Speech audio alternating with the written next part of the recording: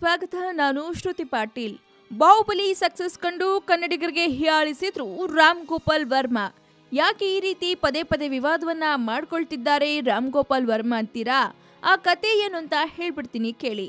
ನಿರ್ದೇಶಕ ರಾಮ್ ಗೋಪಾಲ್ ವರ್ಮಾ ಟ್ವಿಟರ್ನಲ್ಲಿ ಸದಾ ಒಂದಿಲ್ಲೊಂದು ವಿವಾದಾತ್ಮಕ ಹೇಳಿಕೆ ನೀಡುತ್ತಲೇ ಸುದ್ದಿಯಲ್ಲಿರ್ತಾರೆ. ಇದೀಗ ಬಾಹುಬಲಿ 2 ಚಿತ್ರ ಕರ್ನಾಟಕದಲ್ಲಿ ಯಶಸ್ವಿ ಆಗ್ತಿರುವುದನ್ನ ಪ್ರಸ್ತಾಪಿಸಿ ಕನ್ನಡಿಗರನ್ನ ಕೆಣಕಿದ್ದಾರೆ. ಈ ಬಗ್ಗೆ ಸರಣಿ ಟ್ವೀಟ್ ಮಾಡಿರೋ ವರ್ಮಾ, ಕರ್ನಾಟಕದಲ್ಲಿ ಬಾಹುಬಲಿ 2 ಚಿತ್ರ ಕನ್ನಡದ ದೊಡ್ಡ ಚಿತ್ರಗಳಿಗಿಂತ ಯಶಸ್ವಿ ಪ್ರದರ್ಶನ ಕಂಡಿದೆ. ಇದು ಕನ್ನಡಿಗರಿಗೆ ಅವರ ಭಾಷೆಯ ಬಗ್ಗೆ ಅಭಿಮಾನವಿಲ್ಲ ಎಂಬುದು ಸಾಬೀತುಪಡಿಸುತ್ತದೆ ಎಂದಿದ್ದಾರೆ.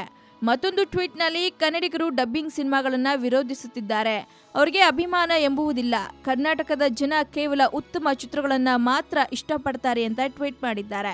ಇದರಿಂದ ಕನ್ನಡಿಗರು ರೊಚ್ಚಿಗೆದ್ದಿದ್ದು ಸಿಕ್ಕಾಪಟ್ಟೆ ಗರಂ ಆಗಿದ್ದಾರೆ.